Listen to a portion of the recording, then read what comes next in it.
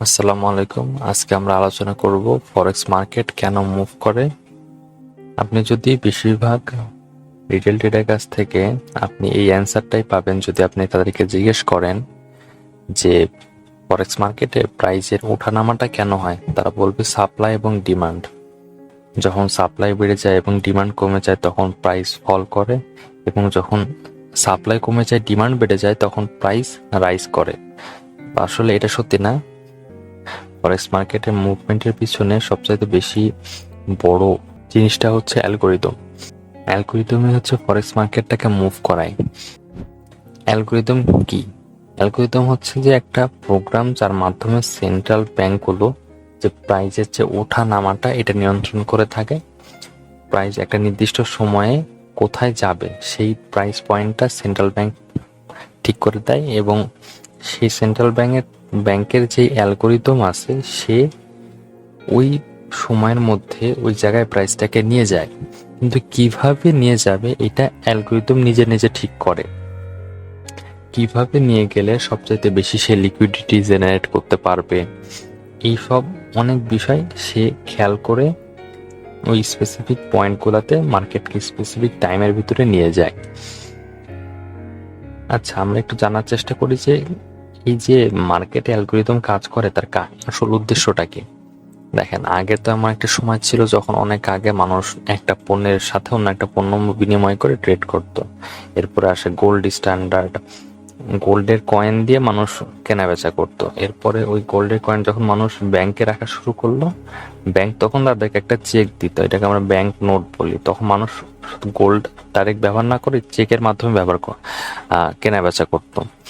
এরপরে আস্তে আস্তে আসে 1944 সালে ব্রেটেন উড অ্যাকর্ড। এই সময়ে ঠিক করা হয় যে সবাই আমেরিকার কাছে তাদের গোল্ডটাকে রিজার্ভ রাখবে এবং আমেরিকা ওই গোল্ডের বিনিময়ে ডলার সবাইকে দিবে, এবং ডলারটা ফুল গ্লোবালি একটা অ্যাকসেপ্টেড কারেন্সি হিসাবে, রিজার্ভ কারেন্সি হিসাবে প্রতিষ্ঠিত হবে। কারণ যখন বিভিন্ন মানুষ বিভিন্ন এলাকায় বিভিন্ন ধরনের নোট তাদের প্রিন্ট করতেছিল, এবং একটা নোটের সাথে একটা নোটের যেহেতু ওইভাবে মিল নাই, তো ওই জিনিসটা আসলে ওয়ার্ল্ডের যে ট্রেডিং ছিল, এক দেশের সাথে অন্য দেশের কেনা বেচা, এটাতে আসলে সমস্যা করতো। যখন তারা এই সমাধানটা দিল যে যদি ডলারই একমাত্র কারেন্সি হয় তাইলে সবাই কি ডলারে এক্সচেঞ্জ করলে কারো আর কোনো ঝামেলা থাকলো না। ঠিক আছে, তারা বলছিল যে 1 আউন্স পরিমাণ গোল্ডের দাম হবে $35। ঠিক আছে, ভালো কথা।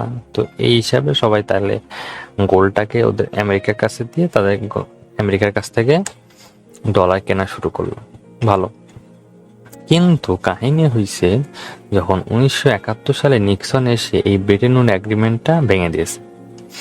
সে বলেছে যে না, আমরা ভাই এসব পারবো না, আমরা ইচ্ছা মতো ডলার টলার ছাপাবো, কারো কিছু বলার থাকবে না, এবং তোমাদের ভাল লাগলে নাও, না ভাল লাগলে নিও না। কিন্তু ততদিনে মানুষ মনে করেন অভ্যস্ত হয়ে গেছে ডলার অ্যাকসেপ্ট করাতে। তো এখন নিক্সন এসে এই যে ডলারের ব্যাকবোন হিসাবে গোল্ড ছিল এই জিনিসটাকে সে ভায়োলেট করে এবং ডলারকে একটা ফ্রি ফ্লোটিং ফিয়াট কারেন্সি হিসাবে ইন্ট্রোডিউস করে।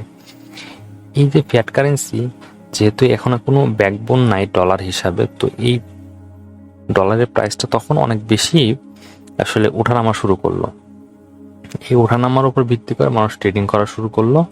আগে তো সেন্ট্রাল ব্যাংক বা হেজ ফান্ড এরা নিজেরা ট্রেড করতো। পরে 1990 সালের পর থেকে যখন ইন্টারনেট আসলো, তখন বিভিন্ন ব্রোকাররা রিটেল ইনভেস্টরদের বা রিটেল ট্রেডারদেরকে এই সুযোগটা করে দিল যে তারা এই মার্কেটে আসলে ট্রেড করতে পারবে। এখন এই অ্যালগোরিদমটা আসলে কেন ব্যবহার করা হচ্ছে দেখেন, ওই যে ফিয়াট কারেন্সির কথা যেটা বলছিলাম, ফিয়াট কারেন্সিতে যেহেতু কোনো গোল্ড তার ব্যাকবোন হিসাবে থাকে না, এটা এবং এটা হচ্ছে সম্পূর্ণভাবে গভর্নমেন্ট রেগুলেটেড, তাই গভর্নমেন্ট তো ইচ্ছা মতো এই জিনিসটাকে প্রাইসটাকে মনে করেন বাড়াইতে বা কমাইতে পারে, কিন্তু সেটা না করে সে একটা স্পেসিফিক একটা রেঞ্জের মধ্যে প্রাইসটাকে স্টেবল রাখে। কারণ এটা না করলে তার দেশের অনেক কিছুতে সমস্যা হবে। এটাই তারা মেনটেন করে অ্যালগোরিদমের মাধ্যমে। এখন বোঝার চেষ্টা করি যে এই যে ফরেক্স মার্কেট বা গোল্ড মার্কেট আছে,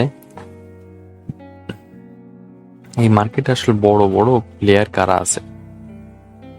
প্রথমত আছে সেন্ট্রাল ব্যাংক, হেজ ফান্ড এবং ইনস্টিটিউশনাল ইনভেস্টর। এদের হাতে অনেক টাকা আছে, এরা চাইলেই মার্কেটকে মুভ করাইতে পারে তাদের ইচ্ছা মতো। আর অপর দিকে আছে আমার আপনার মতো রিটেল ট্রেডার, যাদের কাছে টাকা পয়সা তেমন কিছু নাই, এরা মার্কেটে কোনো ইনফ্লুয়েন্সও করতে পারে না। এরা আসছে বড় লোক হতে ট্রেড করার জন্য, এবং এই যে লোভের পরে আসছে, এবং এই লোভের পরে আসার কারণেই 90% ট্রেডাররা এখানে লুজ করে। আর আমাদের কাজ হচ্ছে, আমরা যদি বুঝতে পারি যে এই সেন্ট্রাল ব্যাংকের অ্যালগোরিদম এটা কিভাবে কাজ করে, তো আমরা যদি ওই অ্যালগোরিদমের ভাষা বুঝতে পারি, তাইলেই আমরা ওই অ্যালগোরিদমের পিছু পিছু যেয়ে আমরা একটা ভালো পরিমাণ প্রফিট জেনারেট করতে পারবো। ঠিক আছে, এখন এই অ্যালগোরিদমটা আসলে কাজ করে কিভাবে? এটা হচ্ছে টাইম এবং প্রাইসের উপর ভিত্তি করে কাজ করে। সবার আগে সে টাইমকে প্রাধান্য দেয়, তারপরে সে প্রাইসের দিকে যায়। অ্যালগোরিদমের কাজ মেইনলি দুইটা, একটা হচ্ছে লিকুইডিটি জেনারেট করা এবং সেটাকে ডিস্ট্রয় করা, আর একটা হচ্ছে ইমব্যালেন্সকে ব্যালেন্স করা। আপনার কাজ হচ্ছে টাইম এবং প্রাইস থিওরি নিয়ে একটু রিসার্চ করা।